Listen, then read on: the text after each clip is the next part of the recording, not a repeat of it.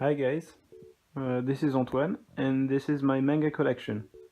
I've been meaning to share it ever since we switched subreddits, and I figured it'd be more fun to make a video rather than taking a few pictures. So here is the collection. I'm very proud of it. It's my favorite thing that I own, of course. And it is 352 volumes, which isn't that many compared to some of you. And it is 61 different series. So let's get started with the first shelf, and you've probably recognized them already. These are my Vagabond singles, classic series. We get them in singles, so it took me a while to complete the series. Close to 3 years, I think, to complete the series. And but I'm glad because that way I get 37 different covers, and honestly, they're all beautiful. Same as what's inside, actually. You all know about Vagabond's art. I mean, everything's been said about this already, so I won't stay on this shelf too long. Just to say that, yeah, I really like this series, and it's the kind of series that I feel anyone would enjoy. Has this kind of classic feel to it. So yeah, that's Vagabond, and it gets an entire shelf because, yeah, that's the longest series I own. With some room spared in case the author ever thinks about finishing the series. Yep. Second shelf is more or less sci-fi. I say more or less because the first thing we have here is Frisia by Jiro Matsumoto. And it's very strange because it is a dystopia and it feels like sci-fi, but there isn't the technology aspect to it, at least from what I've read. And but it still feels foreign, like sci-fi manga. It's mainly due to the atmosphere. It's what is it doing upside down? What the hell? Anyway, what the this is I'm really stupid. It's just the sleeve that's upside down. Never mind me. So yeah, I was saying the atmosphere is very strange, very weird. The it's very dirty and foul and gross, really, and it's very foreign, but at the same time very familiar. So very interesting read. I read the first volume like maybe 4 years ago on scans, and I recommended it to a friend.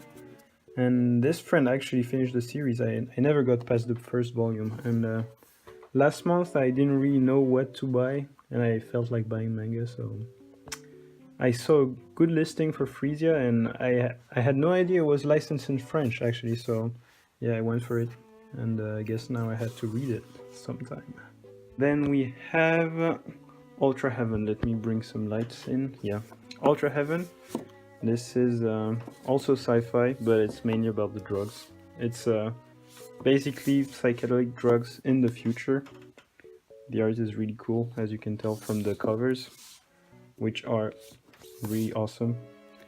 This is a pretty big format, like you can see it next to the standard manga volume. And yeah, the art is, I mean, it's all about the psychedelic trips. it's really crazy art, really fun read. It goes pretty deep as well with the themes and subject matter. Really cool. I don't think you have that in English though, so sorry about that. Then we have Ghost in the Shell, same format. This is a new release we just got in France, and it's supposed to be exactly the same as the Japanese release. So because it's a classic and I didn't have anything from Shiro Masamune, I went for it, and because I had a craving for manga, I guess. I like buying stuff, and yeah, I went with it. I still have to read them. Lots of color pages, pretty, I guess pretty erotic, as you would expect from Shiro Masamune. And then next we have Parasite. That's one of the first series I read online when I discovered scans. And it was a good series, it was a good read back when I read it, and It's been maybe 4 years now, so I was hesitant on buying it, but yeah. Same thing as Ghost in the Shell, I just felt like buying something, so I went with Parasite. I have to reread it sometime to see if it's as good as I remember, because a long time has passed now, and I read lots of manga since then, so I don't know. I'm pretty sure I would still like it, yeah. Then we have Knights of Sidonia by Nihei Tsutomu, first 10 volumes. The rest is over there, we'll get to it later. Next shelf is a sci-fi shelf. Really like this shelf, very tidy. Full series, they all fit nicely together, all sci-fi, all great manga. So first thing we have is Nausicaa. I say great manga, but yeah, I haven't actually read Nausicaa. Yeah, I know, it's shameful. And I've had them in my bookshelf, I think for 3 years now. I really like the format, the edition is really nice.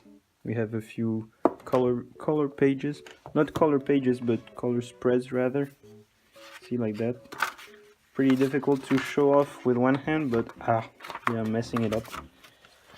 Oops, sorry Nausicaa. Back in there you go. Yeah, one hand is pretty tricky. Yeah, we'll leave it on the floor for now. And here is Akira. Really nice release. This is supposed to exactly mirror the Japanese release, same as Ghost in the Shell.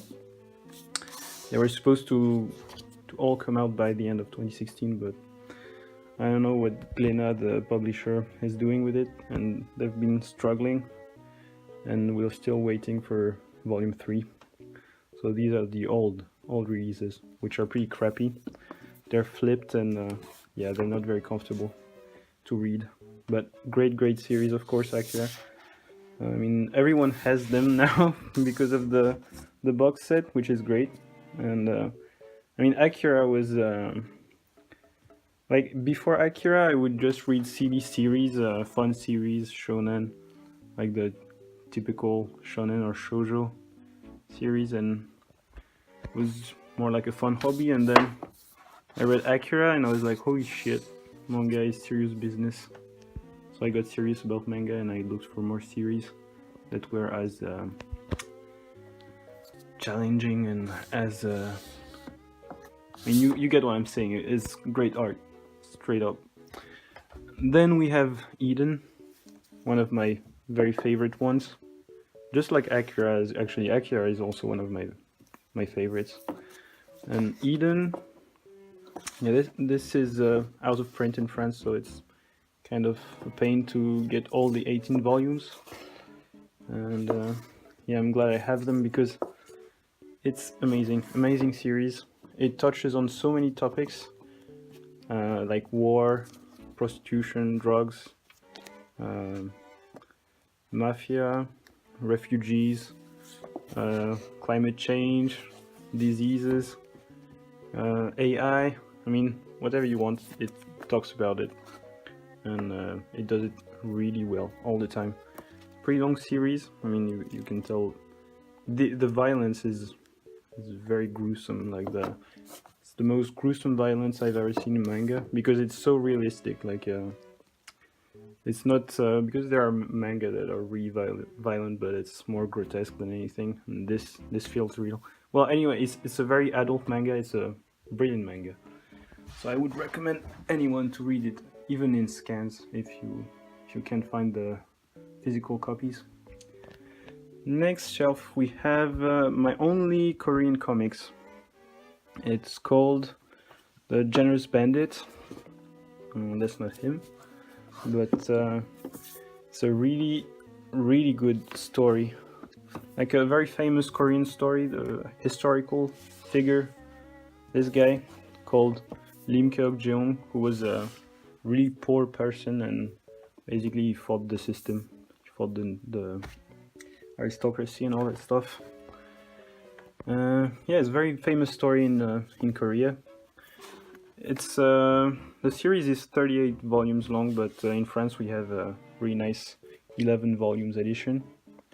These are really thick. They're each about 600 pages, and that's what I'm reading right now. So you see the bookmark here, and I'm around here, 6th volume. So yeah, I still have some time before I complete it and I can move on to something else. All the other stuff I need to read, Nausicaa for example.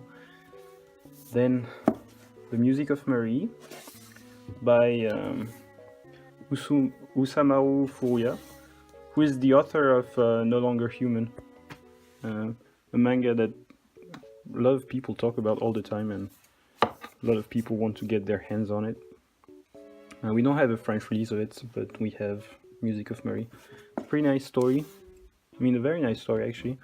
It's about, I don't really know what it's about, maybe about faith and God, and very philosophical, I would say. The art is interesting. It's a bit peculiar. You see the strange figures. The character design is pretty strange. Not strange, but unique. Very, very unique. You don't really find anything like it anywhere else. Very interesting read. Yeah, I like it a lot. Then we have Tsuruta, a mangaka that I really like. He draws stories of,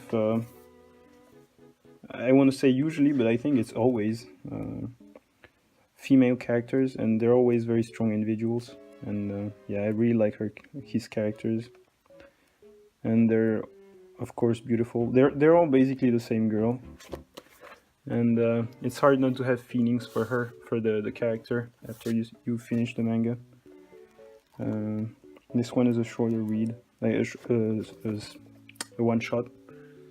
Pretty good as well. Less memorable as Wandering Island, which is my favorite of his. I'm really glad that we get volume 2 now. And here is Spirit of Wonder, also Tsuruta. It's a collection of short stories. It's earlier work. The art is a bit different. Don't like it as much, I'd say. But it also has more of a comedic side, comedy side. His other works like Eminem or Wandering Island have more of a serious tone to them, and yeah, Spirit of Wonder is a nice read, but don't like it as much. You can see, by the way, that this is a pretty old release. Like you can see from the spine, looks pretty retro. The colors are pretty strange. You can tell it's from the early 2000s. Here we have Mind Game, which is the manga. We got an adaptation of it in a movie, also called Mind Game, which is my favorite animated movie that I've ever seen, and it's hilarious. It's completely over the top. It's about this guy who's a loser and who gets killed by a yakuza by being shot in the butt, basically. So he dies, and somehow he comes back to life, and he decides to live his life less like a coward, let's say. And I mean, yeah, you can tell. You can see him getting shot in the butt. Where is it?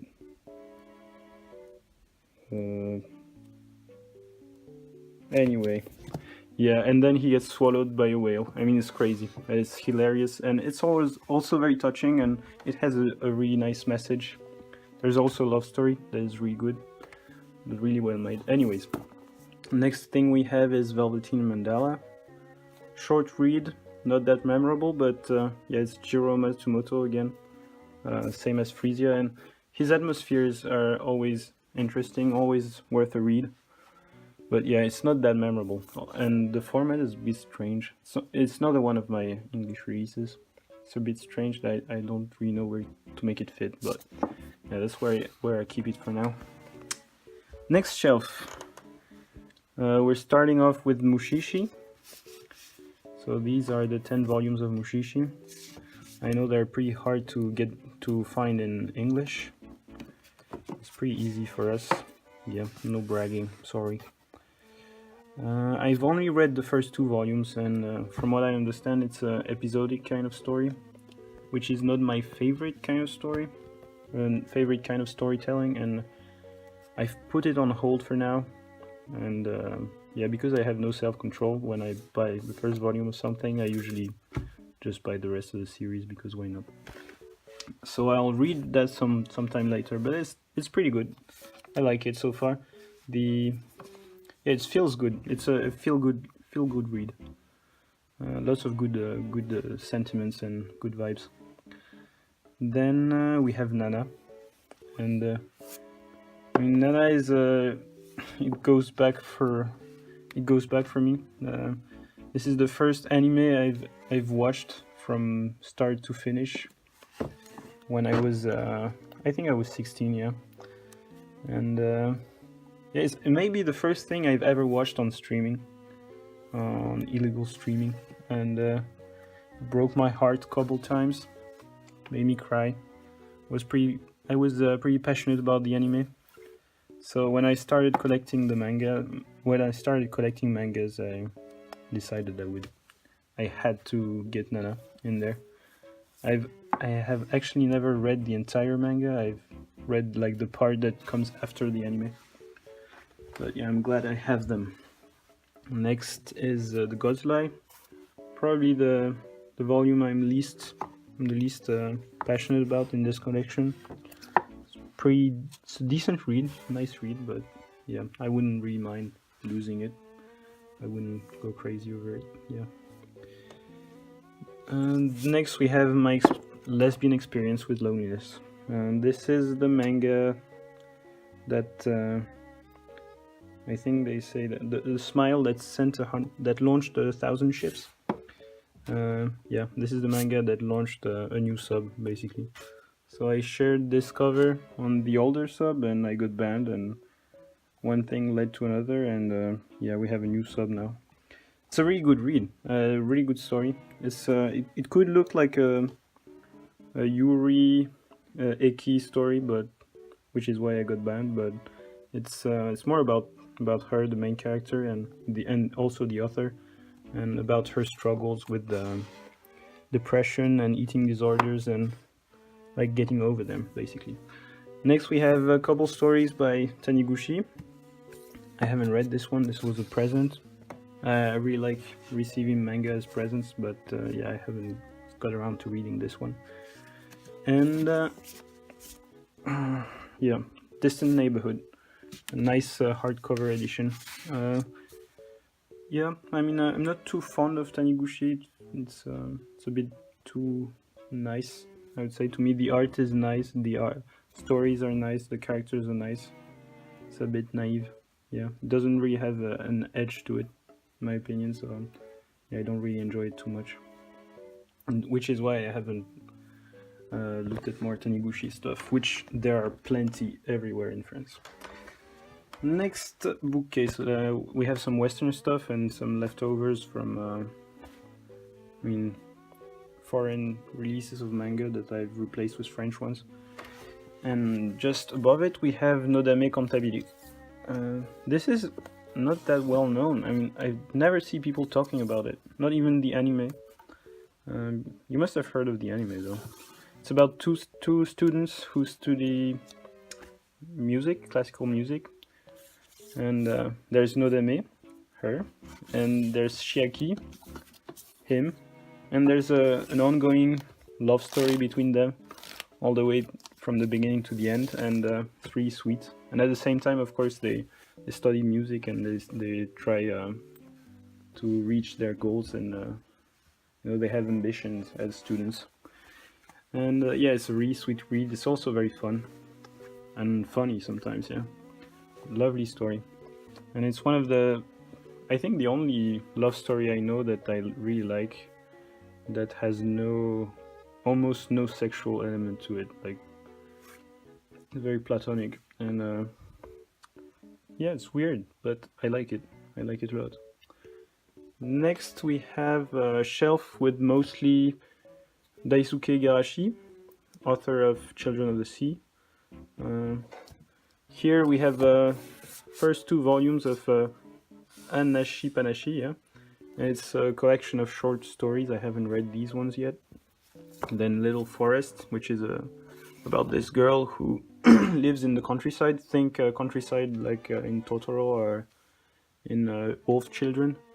And every chapter she cooks a different meal with different ingredients, and through the meal, through the way she makes the meal, she tells us about her childhood or just her everyday life. It's a very relaxing read. It's very nice. I really like it, and you can see pictures sometimes. I think that I know that the author, it's kind of autobiographic, like he's talking about his time doing that because he did that himself. Then we have another thing by Igarashi, which I haven't read, which is, I have to get to it. Les Enfants de la Mer, Children of the Sea, really good series, very poetic, mysterious as well. Like there's a mystery, an ongoing mystery. The only thing I would say that is wrong about, not wrong, but that I didn't like about the series is that Igarashi Daisuke sometimes starts talking, like through his characters, of course, but like about science, about traditions, and somewhere like you go from really nice art of the wildlife and the sea to like 100 pages of people just talking about stuff with a lot of speech bubbles, and I mean that's not really my thing. So yeah, that's the one thing that don't really like about Daisuke. Same with this one. This is about the monkey god. Then we have Satoshi Kon, 2 books from him. Tropic of the Sea that I bought for the book club, really good read. And last week I bought Dream Fossil, and I haven't read it yet. I figured I'd put Satoshi Kon next to Igarashi Daisuke because Tropic of the Sea is about the sea, Children of the Sea is about the sea, so and it fits in the shelf. Next shelf is mostly Kazuo Kamimura. You can read him here. Really cool artist. You might know him from Lady Snowblood. He does the art for Lady Snowblood. He didn't write the story though, but yeah, his art is really beautiful. Kind of like paintings, And this is, I got in a craze last week and I bought all of these. I haven't read any of them yet. This is what I read. So his stories are usually about women and how it's very difficult for women to have a comfortable life in society in Japan, because it always happened in Japan. But yeah, I don't know why. I have never really thought about it, but yeah, I'm very sensible to stories about women. So yeah, I'm very impatient, curious to see what his other stories are like. Then here we have A Drifting Life, another of my English copies. I haven't read it yet, and yeah, I'll get to it sometime.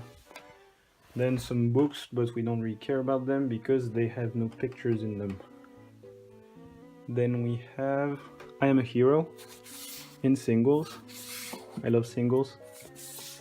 The covers are really good, really cool. It's a great story. By far the best zombie story I've ever come across. It's I would say one of my top 10, easy. Maybe right outside of my top 5. I mean somewhere around there. It's amazing story. It's a very characters driven. I love character driven stories. And yeah, it can be very heartbreaking at some points. So yeah, we're at number 20 here in France. So number 21 comes out next week, so I'll be getting that. And 22, so last one of the series, sometime next year, I hope. Then here we have Berserk, first 13 volumes. I decided to stop buying Berserk, like to not get the volumes after 13, because I don't really like the turn it took, like the series. Yeah, in my opinion, it goes downhill after that part. It doesn't really know where to go, the series, so it gets lost in different arcs and everything. So yeah, for me the series stops there. That's a decision I took for my own sanity. But if you're looking to go into Berserk, I mean, it's an amazing series, the first part, and most people will say that the entire series is amazing, but yeah.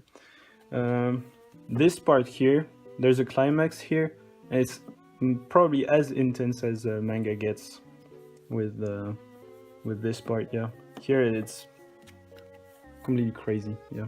Amazing, really amazing. Next shelf is the Nihei Tsutomu shelf. Starting off with the remaining 5 volumes of Knights of Sidonia. We saw the first part on the other shelf. Some really cool covers. Then we have Biomega. I really like this series. I really like the ending. It's very intense as well. Like the lots of action, lots of how do you say? Anyway, it's great. It's anyway, lots of action, lots of tension.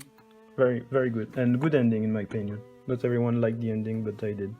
Then we have Biomega, really good series, of course, with brilliant art. Nihei Tsutomu, when he was like maybe his most skillful art. Like he was very comfortable, you can tell, with his pen. And same style as Blam. Then we have Abara, same thing, honestly, like the art is great with Abara.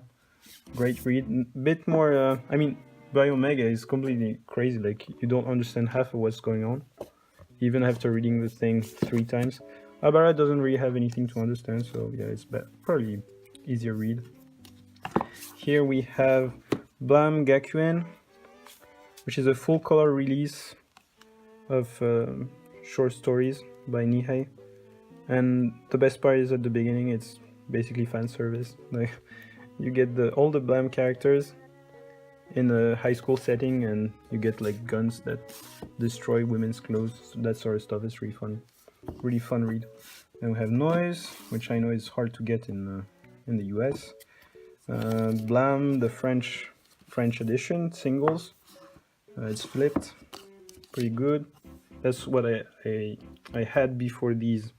So yeah, I've been buying these when they started coming out. Blam is my favorite series. Yeah, it's amazing. I love it. I'm waiting for the 6th volume to come out so I can read everything. Reread the whole series in the big format. I mean, these are beautiful. Very heavy, very nice paper, very nice inking. Great. It's freaking great. I love it. I was so happy when I got the first one, and yeah, I'm happy to get every one of them. This one is damaged, that's why I have 2 of them. I got this one for free. I'm not complaining, but I have to make room for the number 6 when it comes. And here is probably the thing that I own that I like the most. It's pretty big, you can see, right? Bigger than... I had to raise this shelf to make room for it. This is Blam and so on. The art book, basically. The art book for Blame and for other stuff. I'm going to show it off a little bit because I'm really proud of that thing.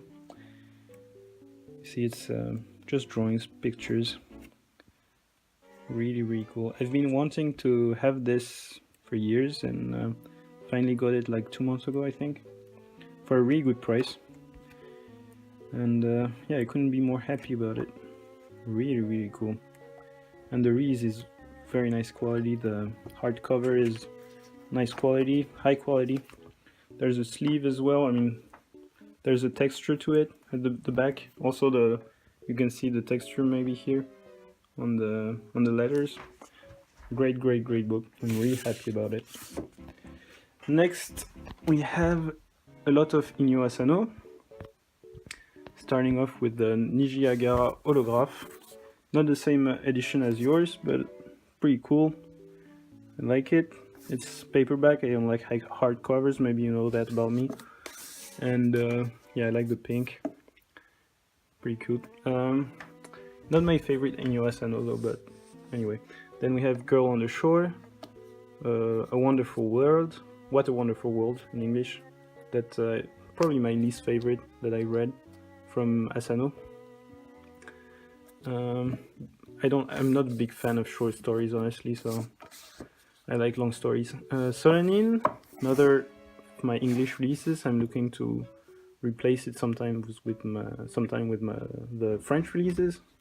Really good stories. First thing I read from Asano, I think. Then I went to Pun Pun, which is a brilliant series. I mean, everyone knows about it. We got a really nice edition here. It's the same as Japanese, with a textures feel to the covers. You can see here. The colors are also way more vibrant in reality. And then we have Dead Demons Destruction. The covers are gorgeous. I really love them. I love the covers. They're great. And I love the characters. It is an amazing story as well. It starts off a bit slow. It took me a while to go past the first volume, but after that it's just as good as any Asano work. I don't know yet if I like it more than Pun Pun. Probably not, but when it's over, I have to think about it because it is really good, really amazing. Then we have Goyo, which you might know as a House of Five Leaves. So I got that because Kyle wouldn't stop talking about it, so shout out to you, Kyle. Really nice manga, actually. I read the first 2 volumes to make sure I liked it before I went and bought it. And yeah, after the first 2 volumes, I told myself I had to get them, so yeah, really nice atmosphere, really nice character-driven story again. Now we have short stories by Yoki Endo. I just got these ones. These one came today, actually. I haven't read them yet, so I have to get to it sometime as well. I wish I could put them next to Eden, but yeah, the shelf with Eden is so nice with all the sci-fi things. So for now, these stay here. Next we have a lot of Kaoru Mori. Emma, here, in a really big format. I bought them all at once at the store and they were looking at me like, whoa, holy. Because yeah, like I said, I have no patience, so I buy the first volume of something and right away I want all of it, so... These days I just buy the entire series right away, so... Yeah, maybe that's not the best thing, but whatever. Emma, really good story, but maybe less interesting as Bright Stories, because what can seem exotic to Japanese people in Emma seems very familiar to us, so... Bright Stories, on the other hand, happens in somewhere in Asia. I don't want to say anything wrong, but it's I mean, you all know Bright Stories. Real nice detailed artwork, lots of art of clothes and buildings and crafting and oops, we saw a boob. Food, cooking, I mean, very nice. And it's just a feel-good read. Like you pick up the volume and it's effortless. You finish the volume and you have lots of good emotions inside you. Very nice story. Then we have Minetaro Mochizuki, the author you might know for Dragonhead. I don't really like Dragonhead that much, but these 2 series, Shizakobe and Tokyo Kaido, they're absolutely gorgeous, amazing, wonderful, whatever you want. It's amazing. I really love these. They're very subtle, very delicate, if you will. The art is very cinematic as well, like the way he builds his pages. Like it just reads like a wonderful movie.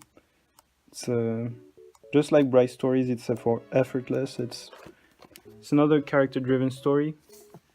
This one is about children that are a bit different, like, or very different. Like the kid here is a boy who always says what he means, and she orgasms at random times. And these 2, like, he sees aliens and she doesn't see anybody, she only sees objects. It's about like finding a sense of belonging, I guess, accepting yourself. It's a very beautiful story, and it finishes off with lots of emotion. Like, it made me cry, let's be honest. And Shizakobe also made me cry for different reasons. These ones, they're a bit more difficult. It's a bit more difficult to pin down what it's about. But I guess you could say it's about respect and loyalty, that sort of stuff. This dude inherits his parents' company after they die in an accident, and they build houses basically, and he has a lot of things to do to save the company, to make it brief, and she helps him taking care of the family house, and it's a beautiful story as well, very beautiful. And then last we have Taiyo Matsumoto, lot of it. Here we have Les Chats du Louvre, Louvre non écho, Cats of the Louvre. This just came out, Le Louvre édition. Very, very beautiful. I mean, I love the art from Matsumoto. And Matsumoto has a gift for drawing cats. His cats are just fantastic. We don't see any cats. It's not very good. Where are the cats? Oh, there they are. The cats. I mean, they're just hilarious. And they speak, of course, because they're the characters of the story. It's just a fantastic read. It's in 2 volumes, so we're waiting for the second one now. But yeah, it's brilliant. I would say no. Matsumoto is my favorite author right now. This is number 5. This is very different from his other works. It's kind of sci-fi, but you don't know what future this is because there are lots of strange animals, and maybe it's